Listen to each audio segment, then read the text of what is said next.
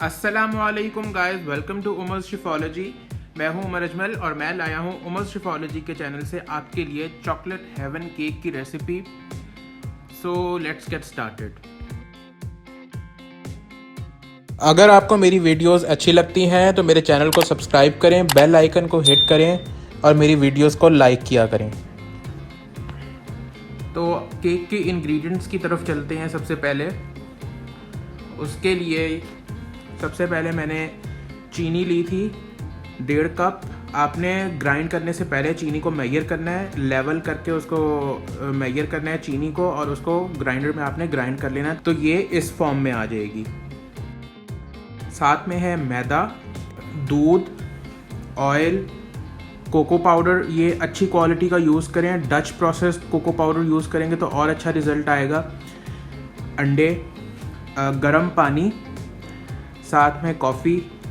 ये coffee use करने से चॉकलेट केक में उसका फ्लेवर नहीं आएगा कॉफ़ी का। ये चॉकलेट के फ्लेवर को बहुत ज़्यादा बूस्ट करती है, तो ये आपने स्किप नहीं करना। मेरे पास जो है गोल्डन कॉफ़ी है। अगर आपके पास क्लासिक वाली रेगुलर कॉफ़ी है जो बिल्कुल काले रंग की होती है, तो आप इसकी हाफ़ क्वांटिटी यूज़ करेंगे क्योंकि वो ज़रा स्ट्रॉन्ग होती है। जो गोल्डन कॉफ़ी मेरे पास है ज़रा माइल्डर है। चुटकी भर नमक। इससे यूज़ करने से आपकी केक में जो स्वीटनेस है वो बहुत उभर के आती है, नमकीन आपको फील नहीं होगा। तो इसको आप स्किप मत करें, ये बहुत ज़रूरी है। साथ में बेकिंग पाउडर, सिरका और बेकिंग सोडा। तो बेक करने से पहले सबसे पहले जो बेकिंग का भी एक रूल है वो है कि जिस इक्विपमेंट में जो बेकिंग पैन है उसको आप रेडी करके रखें। इंग्रेडिएंट्स मेजर करके आप काउंटर पे रखें और उसके बाद आप ये सब करेंगे। मैंने पैन को ग्रीस किया है, उसको पार्चमेंट पेपर लगा दिया उसके साइज़ का काटा हुआ, उसके ऊपर भी ऑयल लगा के उसको भी ग्रीस कर दिया। और फिर तीसरा स्टेप आपने करना है, जो पतीला या अवन आपने प्रीहीट करना है। पतीले को आप प्रीहीट करेंगे मीडियम फ्लेम पे 10 मिनट के लिए। अब इसके लिक्विड इंग्रेडिएंट्स तैयार करते हैं। उसके लिए सबसे पहले मैंने बोल में अंडा डाला है, then oil, milk, vanilla essence और विस्क से इनको अच्छी तरह फेंट लेना है। आपने ख्याल रखना है कि आपका दूध और अंडे वगैरह जो भी हैं ये रूम टेम्परेचर पर होने चाहिए। अगर रूम टेम्परेचर पर नहीं होंगे तो ये केक के टेक्सचर को अफेक्ट कर सकता है। तो आपकी each and everything room temperature पर होना बहुत ज़रूरी है। अब इसके जो केक के ड्राई इंग्रेडिएंट्स हैं वो तैयार करते हैं। तो सबसे पहले मैंने एक बोल में छन्नी रखी है, उसमें मैदा डाल दिया है, कोको पाउडर डाल दिया है, साथ में नमक और बेकिंग पाउडर,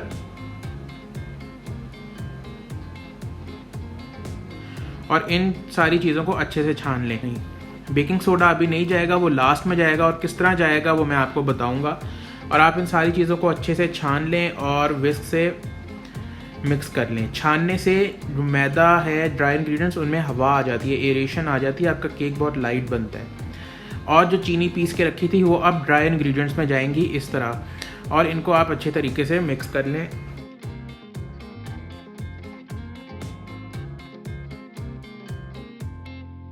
इस चॉकलेट केक को बनाने के लिए कोई मशीन नहीं यूज़ होगी केक का बैटर बनाने के लिए, तो ये बहुत इजी है, आप हाथ से भी कर सकते हैं। अब जो लिक्विड इंग्रेडिएंट्स हमने तैयार किया था उसमें ड्राई इंग्रेडिएंट्स डाल दें, हाफ बाय हाफ करके। सारे एक साथ ना डालें, आधे डालें, उसको मिक्स करें, और फिर बाकी का आधा डाल के उसको मिक्स करें।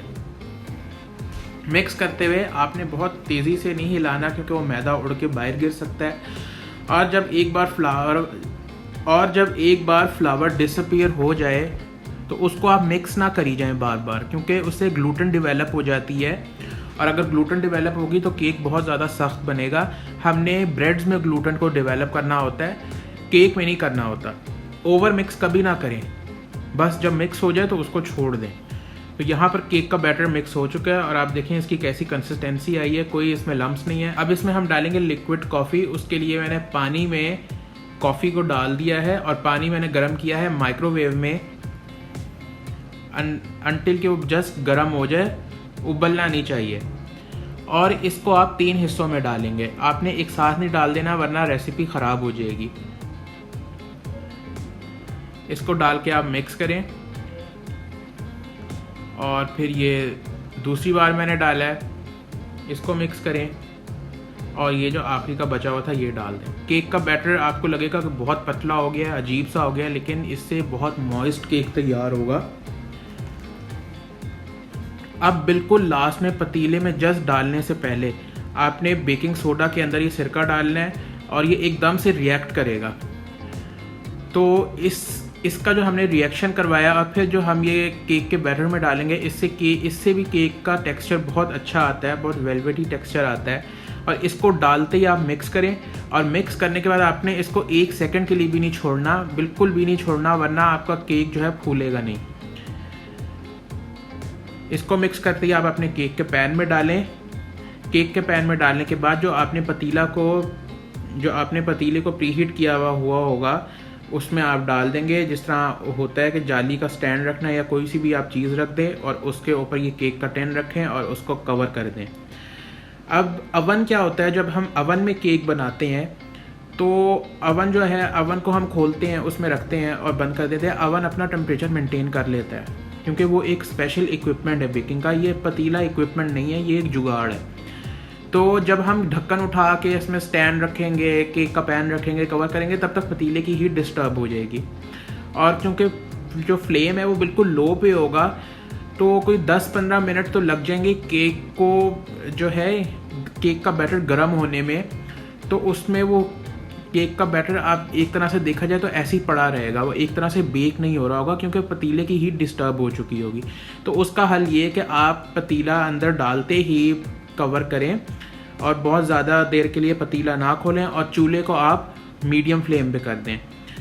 और आप सिर्फ मीडियम फ्लेम पे करेंगे 5 से 10 मिनट के लिए, ताकि जो टेम्परेचर लूज़ हुआ है उस हांडी का वो दोबारा जो है अंदर गर्माइश आ जाए, ताकि केक जो है बिल्कुल ठीक तरीके से बेक हो सके। तो ये बहुत इम्पॉर्टेंट बात है, आपने इस पे जो है बहुत ध्यान देना है। अब जैसे ही केक का बैटर, केक का टिन अंदर डालेंगे तो आंच को थोड़ा तेज़ कर दीजिएगा ताकि पतीला थोड़ा गर्म हो जाए, उतना जितना कि वो होना चाहिए। और उसके बाद आप फ्लेम को बिल्कुल लो पे करेंगे और इसको आप पकाएंगे 40 to 50 मिनट्स। अब चलते हैं चॉकलेट ग्लेज के इंग्रेडिएंट्स की तरफ, जो कि बहुत सिंपल इंग्रेडिएंट्स हैं।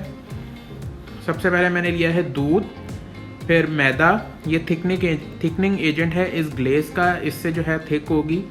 और साथ में है क्रीम, ये नॉर्मल टेट्रा पैक की क्रीम है जो डेयरी वाली आती है। साथ में बटर, कोको पाउडर, यहाँ पर भी स्टिल मैं आपको कहूँगा डच प्रोसेस्ड वाला यूज़ करें, शुगर और 1 चुटकी नमक की। उसकी भी वही वजह है जो मैंने आपको पहले बताई थी केक का बैटर डालने के लिए।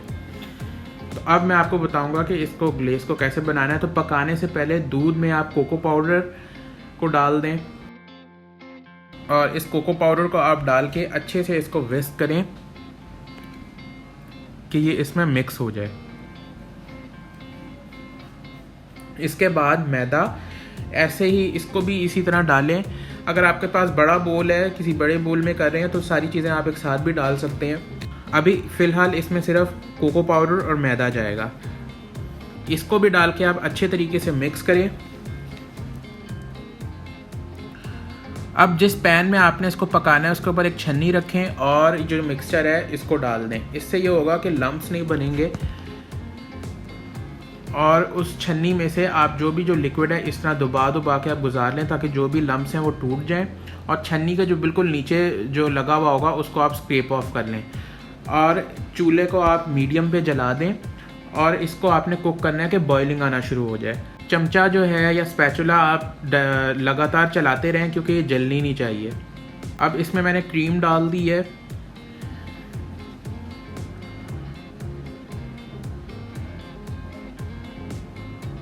क्रीम डालने के बाद मैंने इसका फ्लेम मीडियम पे ऑन किया है और इसको कुक करना शुरू कर दिया है। और अगर आपको लगता है कि लम्प्स बनना शुरू हो गए हैं तो आप एक विस्क से भी कर सकते हैं। और इसको पकते हुए 2 मिनट हुए हैं और आप देखें कि ये गाढ़ा भी हो चुका है बॉइलिंग के बाद और इसमें कुछ लम्प्स बन गए हैं, हालांकि हमने छाना भी था। तो उसकी टेंशन लेने की ज़रूरत नहीं है। आप विस्क जो है इसमें चलाते रहें, ये पकने के साथ साथ जो है लम्प्स ख़त्म हो जाएंगे। यहाँ पर मैं विस्क करता गया हूँ और आपने इसको पकाना है सिर्फ 4 से 5 मिनट के लिए लो हीट पे। मीडियम हीट पे तब किया था जब इस पर बॉयल नहीं आया था। जब बॉयल आ जाए तो लो हीट पे आप इसको पकाएं।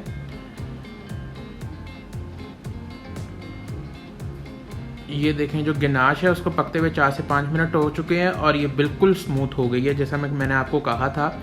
अब आप इसमें इन दी एंड डालेंगे बटर। चूल्हा आप बंद कर दें और इसमें इतनी देर इसको चम्मच या विस्क हिलाएं जब तक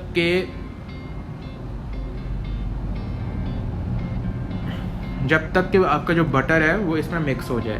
अब आप इसको छोड़ दें ठंडा होने के लिए। जब तक कि हमारा केक बेक हो रहा है हम उसकी कटिंग करते हैं, फिर हम इसको बाद में यूज़ करेंगे।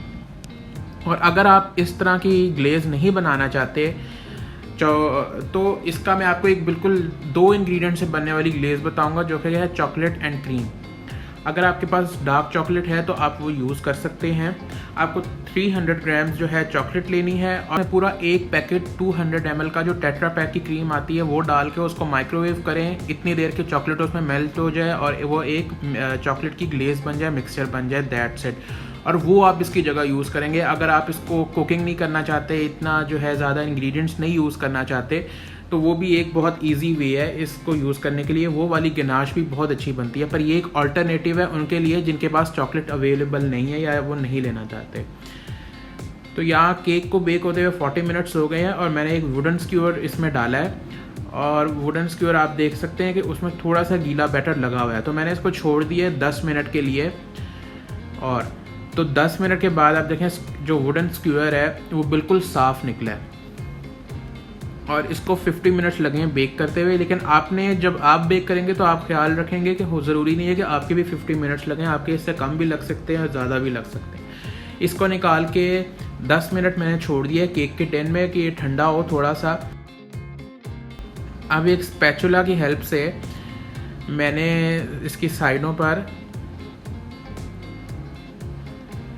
से इसको गुजार दिया ताकि वो साइडों से लूज़ हो जाए और एक ऊपर वायर रैक रखा है और उसको पलट दिया। अगर आपके पास वायर रैक नहीं है तो आप कोई इसका अल्टरनेटिव देख लें। आपके घर में कोई भी किसी भी किस्म की जाली हो अवन की, वरना आप फिर इसको प्लेट पे भी ठंडा कर सकते हैं। लेकिन प्लेट पे ठंडा करने से ये होगा कि वो नीचे से सॉगी हो सकता है।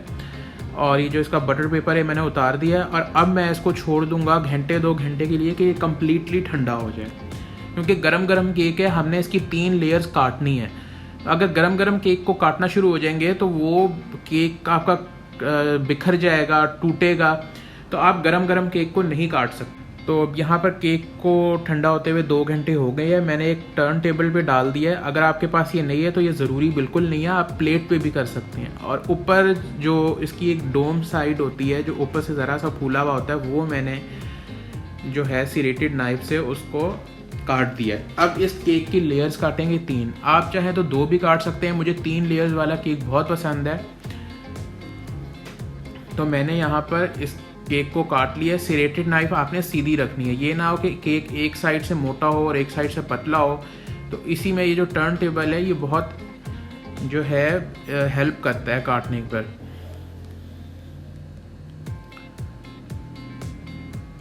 बहुत ज़्यादा आपने प्रेशर नहीं डालना, बहुत तेज़ी से आपने नाइफ नहीं चलानी, वरना केक जो है वो टूट सकता है। और आप देख सकते हैं कि ये काटते हुए कितना फील हो रहा है कि ये केक कितना सॉफ्ट है। अब एक केक लिफ्टर के थ्रू मैंने इसकी लेयर्स हटा ली है। केक लिफ्टर नहीं है तो आप प्लेट से भी इसी तरीके से कर सकते हैं। इसी तरह मैंने बाकी की जो एक और लेयर काट ली है, तो मेरे पास 3 लेयर्स बन चुकी हैं। अब बारी आती, अब इसको भी मैंने केक लिफ्टर से हटा लिया है। अब इसको सोक करने की बारी आती है। केक को सोक करेंगे तो वो ज़रा और जूसी और मज़ेदार लगेगा। तो मैंने पानी और कंडेंस्ड मिल्क इन दोनों को मैंने मिक्स किया है। अगर आप पानी और कंडेंस्ड मिल्क नहीं यूज़ करना चाहते तो सिंपल शुगर सिरप भी यूज़ कर सकते हैं। इक्वल अमाउंट हो, जैसे आधा कप चीनी हो और आधा कप पानी हो, उसको आप चूल्हे पे पका लें अनटिल के चीनी मेल्ट हो जाए उसके अंदर। लेकिन इससे करेंगे तो इसका टेस्ट और अच्छा आएगा। अब इससे आप केक को सोक कर लें। आप देख रहे होंगे ये जो आखिरी की लेयर है इसमें होल्स बने हैं, वो इसी वजह से क्योंकि बेकिंग सोडा और सिरका आपस में रिएक्ट करते हैं और उससे कार्बन डाइऑक्साइड की गैस रिलीज़ होती है, तो उसके रिज़ल्ट में ये होल्स बन जाते हैं जिससे आपका केक फूलता है।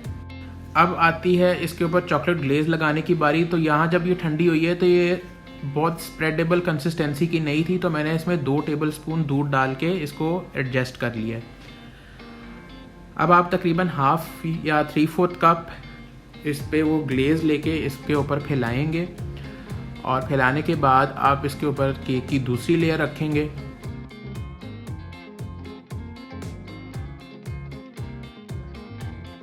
अब जो केक की दूसरी लेयर है उसको मैंने रखा है, उसके ऊपर उसको भी मैंने ऐसे ही मिल्क से मैंने उसको सोक किया है। सोक करने के बाद उसके ऊपर भी 1/2 या 3/4 कप मैंने चॉकलेट की जो ग्लेज़ है वो लगाई है, उसको स्प्रेड किया है किनारों तक। फिर इसके ऊपर तीसरी लेयर रखी है और तीसरी लेयर रखने के बाद मैंने उसको फिर जो मिल्क मिक्सर से सोक किया और उसके ऊपर अब फाइनल जो है गिनाश उसके ऊपर हम डालेंगे। तो ये इस केक को पूरा कवर करने के लिए है। अगर आपके पास ये चॉकलेट ग्लेज़ बच भी जाती है तो आप इसको एज अ चॉकलेट सिरप भी यूज़ कर सकते हैं, मार्केट से तो काफ़ी एक्सपेंसिव मिलता है। अब जो गिनाश थी वो इसके ऊपर ज़रा आप जनरस अमाउंट में डालेंगे और मैंने केक को वायर रैक पे शिफ्ट कर लिया। वायर रैक के नीचे मैंने एक ट्रे रख दिया ताकि जो एक्सेसिव गिनाश है वो उसके ऊपर चली जाए, केक पे जितनी भी लगनी है वो कोट हो जाएगी। स्पैचुला से या पैलेट नाइफ से आप इसको स्प्रेड करें और केक की साइड्स पे भी आप इसको लगा दें। तो इसको और डेकोरेट करने के लिए मैंने इसको केक स्टैंड पे शिफ्ट किया। आप चाहें तो इसको ऐसे भी छोड़ सकते हैं, लेकिन मुझे आपको इसको डेकोरेट करके भी दिखाना है तो मैंने 2 केक्स बनाए हैं और 2 किस्म की डेकोरेशंस की हैं। जो भी आपके लिए जो भी आप इजीली कर सकते हैं वो आप करेंगे। और इस पॉइंट पे केक काफ़ी भारी था तो आपने ज़रा एहतियात से इसको उठा के ये केक बोर्ड मैंने ले लिया है और उसके ऊपर मैंने इसको रख दिया। अब इसकी डेकोरेशन के लिए मैंने नॉन डेयरी व्हिपिंग क्रीम ली है, उसको मैंने बीट कर लिया है, अच्छे तरीके से बीट कर लिया और इसको मैंने बिल्कुल स्टिफ बेक्स किया है, जिस तरह के मैंने आपको अपनी पिछली वीडियोस में भी बताया हुआ है कि किस तरीके से इसको व्हिप करते हैं। मैंने इसको बिल्कुल सुपर स्टिफ पीक्स पे किया है और उसके बाद इसमें 1/4 कप जितनी जो हमारे पास चॉकलेट ग्लेज़ थी वो डाल दी है ताकि इसका कलर भी वैसा आ जाए और इसमें थोड़ा बहुत उस चॉकलेट ग्लेज़ का फ्लेवर आ जाए। और मैंने इसको अच्छे तरीके से बीट किया है और मैंने एक पाइपिंग बैग लिया है और उसमें एक स्टार नोज़ल या कोई सी भी आपकी फेवरेट नोज़ल हो वो लगा दी अगर आपके पास ये है। और मैंने इस केक को इस तरीके से डेकोरेट कर दिया है। डेकोरेट करेंगे जिस किस्म का भी आप डिज़ाइन बनाना चाहें बनाएं, लेकिन जो भी बना रहे होंगे आपने इवन प्रेशर के साथ अप्लाई करना है जब आप इसकी पाइपिंग कर रहे होंगे ताकि एक जैसी डेकोरेशन आपकी आए। इसके लिए प्रैक्टिस चाहिए होती है, 1-2 बार करेंगे तो आपको ज़रूर इसकी प्रैक्टिस हो जाएगी।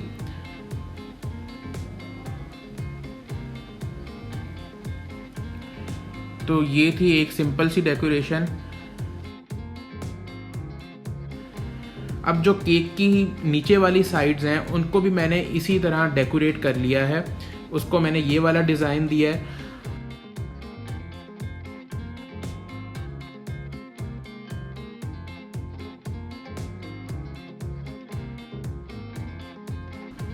अब जो है जो दूसरी डेकोरेशन है उसके लिए आप व्हिप क्रीम में थोड़ा सा दूध डाल दें कि वो थोड़ी पोरिंग कंसिस्टेंसी की हो जाए। और जो केक के ऊपर आपने गिनाश डाली होगी जैसे मैंने पहले ऊपर डाली थी, उसके ऊपर ऐसे रफली आप इसको फैला दें और एक कांटा लेके आप उसको इस पैटर्न में घुमाएं ताकि एक अच्छा सा डिज़ाइन बन जाए।